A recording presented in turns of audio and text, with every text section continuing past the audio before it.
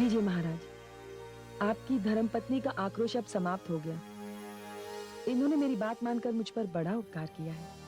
नहीं देवी, उपकार तो आपने मुझ पर किया है।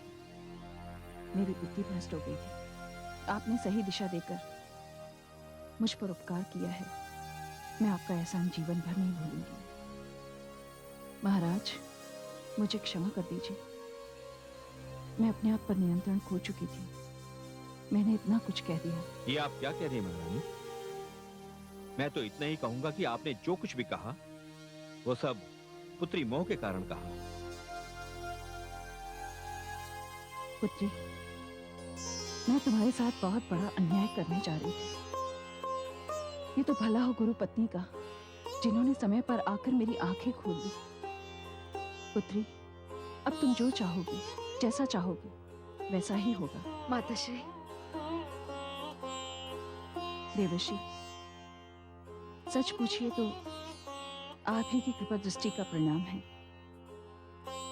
यदि आप माता अरुंधति को यहाँ न लाते तो मैं भ्रम के सागर में न डूबती न तरती, न जाने किस अनर्थ को जन्म देती। देवी मैना, आपने तो सुना ही होगा, अंत भला तो सब भला। जो कुछ भी हुआ उसे आप भूल जाइए। इस कक्ष के बाहर एक मंगल कार्य हम सब की प्रतीक्षा कर रहा है। बाहर आपके राज कर्मचारी, महामंत्री और राजपुरोहित सहित पुत्री पार्वती का शगुन लिए हमारी प्रतीक्षा कर रहे हैं।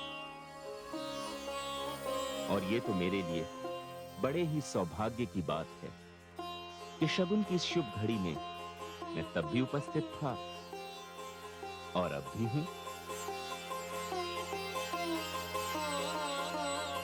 नारायण नारायण।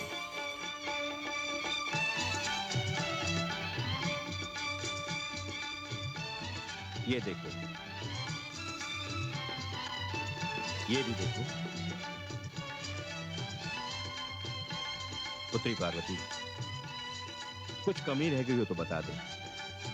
इस शुभ विवाह के पावन अवसर का ये पहला चरण है।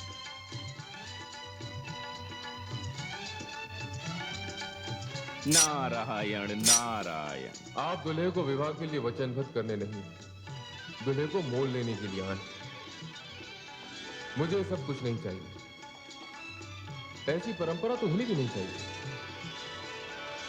दुल्हे के लिए दुल्हन से बढ़कर कोई उपहार नहीं होता। स्वीकार होगा, स्वीकार होगा पुत्री।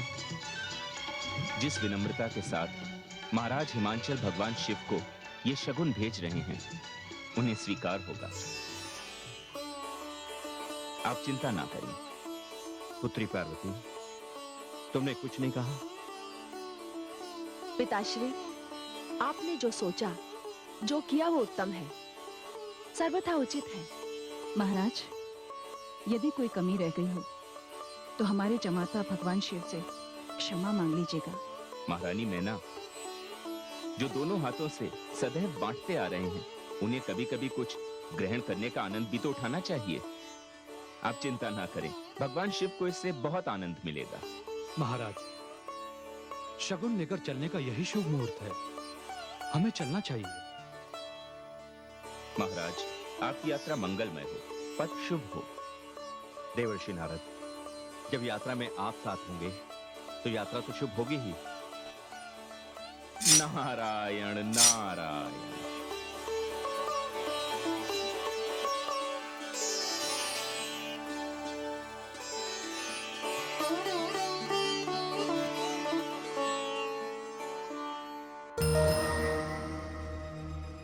मैं अतीत हूं। पर्वतराज के यहां से भिजवाया गया शगुन भगवान शिव ने स्वीकार कर लिया। देवताओं के गुरु बृहस्पति ने जो विवाह की तिथि निश्चित की, उस तिथि पर भूत भावन भगवान भोले शंकर अपनी चित्र विचित्र बारात लेकर महाराज हिमाचल के घर पहुंचे। उधर तारकासुर को ज्योतिषी आनंद वृत्त थी। उसे उसके अंतिम प्रहार के लिए तैयार कर रहे थे।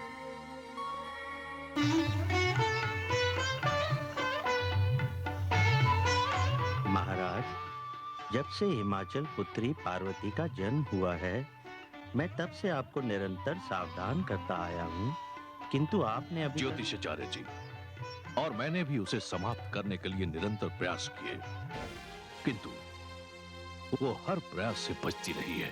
पिछली बातों को भूल जाइए महाराज, किंतु इस समय ग्रहों की स्थिति के अनुसार यदि आपने अपने जीवन का अंतिम प्रयास ना किया तो बात आपके हाथ से निकल जाएगी महाराज। कहना क्या चाहते हो ज्योतिषाचार्य? स्पष्ट शब्दों में कहो। तो सुनिए महाराज, आज भगवान शिव और पार्वती की भांवर पड़ने वाली है।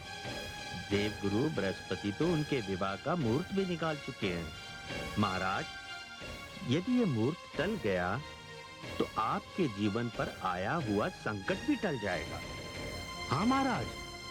महाराज, अब से थोड़ी देर के पश्चात पार्वती अपनी माता महारानी मैना के साथ राजमहल से दूर अपनी कुलदेवी की पूजा करने के लिए निकलने वाली है। बस ज्योतिषाचार्य, इतनी सूचना पर्याप्त है। आज तक जो भी हुआ, अब ये अवसर मैं अपने हाथ से नहीं जाने दूंगा। ये मेरा अंतिम प्रयास होगा और यही मेरी समस्या का अंत होगा। आज तक मैं अपनी शक्ति के माध्यम से इस संबंध को रोकने का प्रयास करता रहा, परंतु अब की बार मैं अपनी माया का प्रयोग करूंगा। कोई है? आज्ञा असुर सम्राट। आज मैं अति प्रसन्न हूं। ज्योतिषाचार्य आनंद वृद्धि को ये जितना चाहे उतना धन देकर यहां से विदा करो। हमारा ये संदेश महामंत्री को दे दो। जो आज्ञा असुर सम्राट। जाइए ज्योतिषाचार्य जी। धन्यवाद महाराज।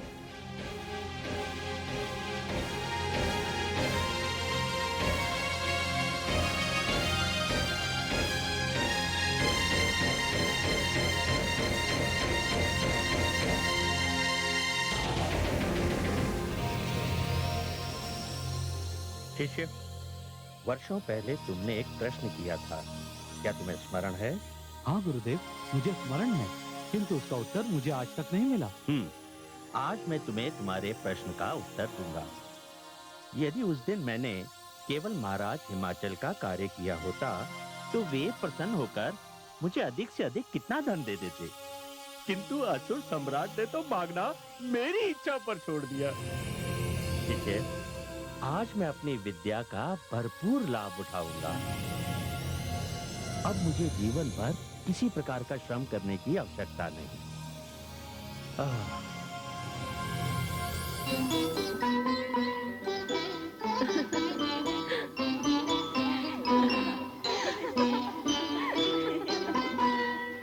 प्रणाम राजकुमारी जी। राजकुमारी जी, महारानी जी आपकी प्रतीक्षा में हैं। आपको कुलदेवी के मंदिर जाना है उनके साथ। जब आप कुलदेवी की पूजा करके लौट आएंगी तभी बारात की द्वार पूजा होगी। तुम चलो, मैं आती हूँ। जी राजकुमारी जी।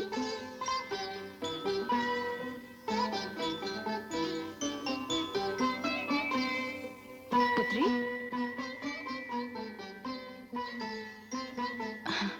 कितनी सुंदर लग रही हो।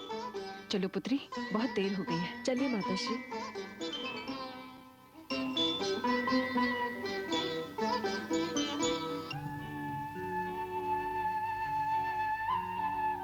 अभी तक महाराज हिमाचल की ओर से कोई संदेश नहीं आया। बारात लेकर चलने का मुहूर्त तो देवगुरु बृहस्पति निकाल चुके हैं। वीरभद्र, आदेश देवाधिदेव। जाओ हिमाचल राज से इसकी जानकारी ले आओ। जो आपकी आज्ञा। मैं अभी गया और अभी आया। यदि आपकी आज्ञा हो तो मैं माता के दर्शन भी करता हूँ। हाँ हाँ, अवश्य।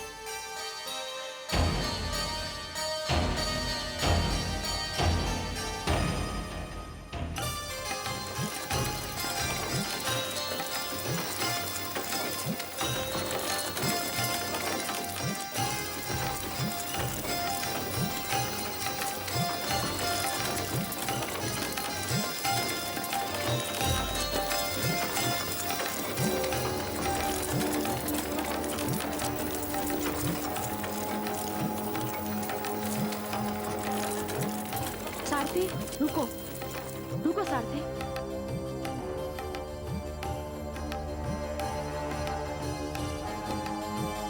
माताश्री, लगता है मार्ग भूल गए।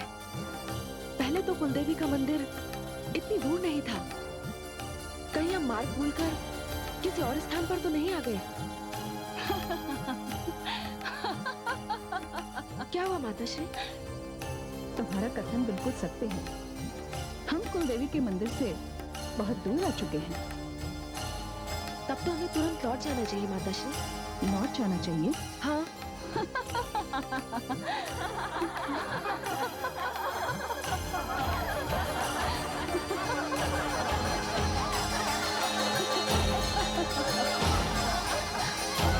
क्या हुआ माताश्री? अब तो लौट के जाने का प्रश्न ही नहीं उठता। माताश्री,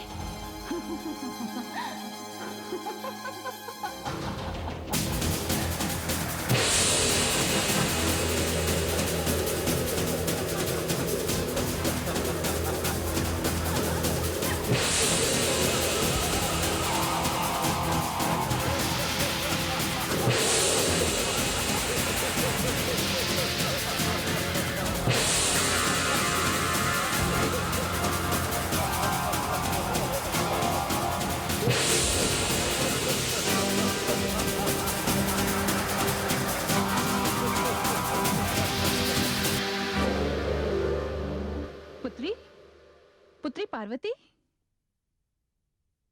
पार्वती कहाँ है? उसे मेरे साथ कुलदेवी के मंदिर जाना था। ये आप क्या कह रही हैं महारानी जी? राजकुमारी को लेकर आप ही तो कुलदेवी के मंदिर गई थी। मैं? ये तुम क्या कह रही हो दासी? मैं सत्य कह रही हूँ। आपके साथ उनकी और भी सहेलियाँ थी। मैंने स्वयं आपको उनके साथ जाते हुए देखा है। हाँ महारानी जी, ये दासी बिल्कुल सत्य कह रही है। ऐसा कैसे हो सकता है? हे भगवान, ये सब क्या हो रहा है? महाराज, महाराज! महारानी, क्या बात है महारानी? आप इतनी घबराई हुई क्यों हैं? महाराज, अनर्थ हो गया। पुत्री पार्वती को मेरे साथ कुलदेवी की पूजा के लिए जाना था। मैं अपने कक्ष में प्रतीक्षा कर रही थी, किंतु जब मैं यहाँ आई तो इन्होंने मुझे बताया कि पुत्री पार्वती मेरे ही साथ कुलदेवी की पूजा के लिए गई है। किंतु ये कैसे संभव हो सकता है महारानी? महाराज, ये रहस्य मेरी समझ में नहीं आ रहा। मुझे बहुत भय लग रहा है महाराज। महारानी, ये तो अवश्य ही चिंता की बात है। निश्चित समय पर हमें बारात का स्वागत करना है, और यदि ये मुहूर्त चल गया तो फिर दूसरा मुहूर्त भी नहीं है। फिर तो ये विघ्न चल जाएगा महारानी। बारात द्वार पर खड़ी है महारानी, चारों ओर जग हंसाई होगी। इससे बड़ा अपमान हमारा और क्या हो सकता है महारानी? महामंत्री, सेनापति। आज्ञा महाराज। सेनापति, अपने सैनिकों को आदेश दो कि वो पुत्री पार्वती को महल के बाहर ढूंढे और नगर का कोना कोना छान मारे। जी महाराज। नहीं महाराज, यदि आपने ऐसा किया तो जनवासे में ठहरे हुए बारातियों तक ये सूचना पहुंच जाएगी, और इस सूचना का उन पर प्रतिकूल प्रभाव पड़ेगा। तो फिर मैं क्या करूं महारानी? हाथ पर हाथ धरे बैठा रहूं? नहीं महाराज, आपको कुछ भी करने की आवश्यकता नहीं है। जो भी आवश्यक होगा वो मैं करूंगा। वीरभद्र, आप? जी महाराज, आप चिंता न करें महाराज। इस परिवार का सम्मान मेरा अपना सम्मान है। मेरी माता पर कोई संकट आ ही नहीं सकता। जिनका पानी ग्रहण भगवान शिव के साथ हो रहा है, उन्हें कोई कैसे संकट में डाल सकता है? महाराज, मैं जानता हूं कि ये असुर राज तारकासुर की दुष्टा है। आप विधवासे में किसी को भेजकर ये संदेशा भिजवा दीजिए कि हम प्रार्थनियों के स्वागत के लिए प्रस्तुत हैं। किंतु वीरभद्र, पुत्री पार्वती।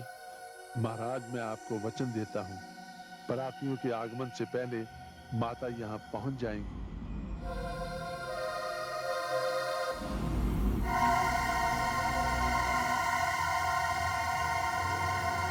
यदि आप बिना किसी विरोध के हमारे नगर चली चलें, तो मैं आपको विश्वास दिलाता हूं कि मैं आपका कोई अहित नहीं करूंगा। मेरा उद्देश्य केवल आपके और शिव के विवाह को रोकना। तू क्या रोकेगा इस विवाह को? तेरा सामर्थ्य क्या है? तू तो धारा में बहते हुए तिनके को भी नहीं रोक सकता और चला है समय की गति को, नियति की प्रगति को रोक ले। मैं इस विवाह को रोकूंगा, अवश्य रोकूंगा। मैं कहती हूँ मुझे जाने दो, अन्यथा अन्यथा अन्यथा का उत्तर मैं देता हूँ।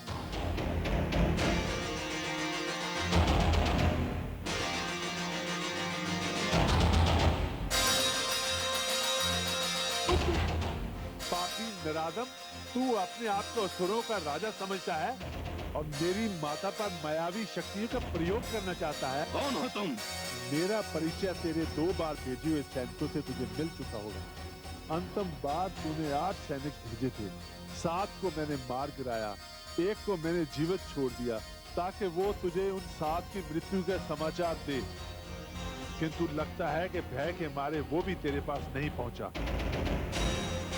ओ वीरभद्र, तुम यहाँ से लौट जाओ वीरभद्र। अब यहाँ जीवन मरण का प्रश्न है। विवाह मंडप में सब प्रतीक्षा ही करते रह जाएंगे। आज पार्वती यहाँ से नहीं जाएगी। आज ये विवाह संपन्न नहीं होगा। ये विवाह तो आज ही संपन्न होगा और देखता हूँ कि इसे कौन रोकता है। देख क्या रहे हो? ये कल मार डालो इस दुष्ट। नहीं।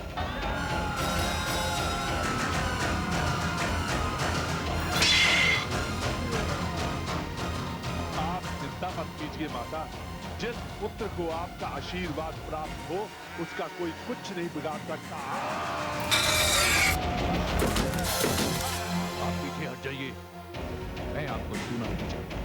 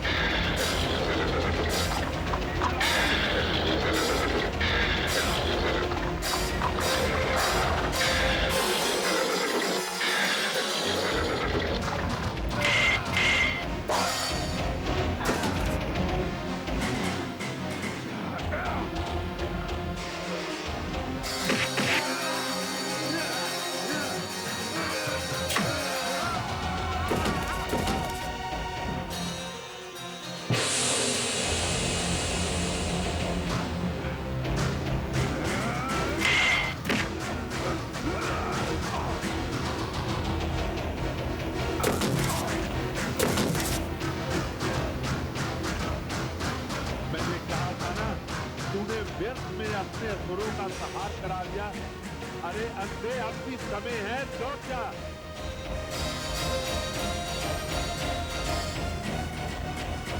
मैं तुझे मार कर ही लौटूंगा वीरभद्र।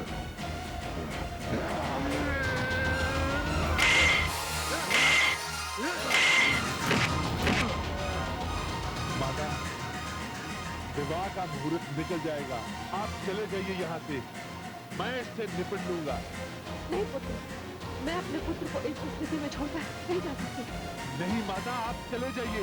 माता भी कहते हो और जाने के लिए भी कहते हो। हाँ माता,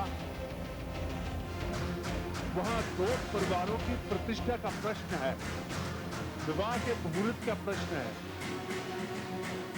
माता, आपको मेरी सौगात है, आप चले जाइए। मैं आपको वचन देता हूँ कि मैं इसको मार कर ही आपके पास आऊंगा।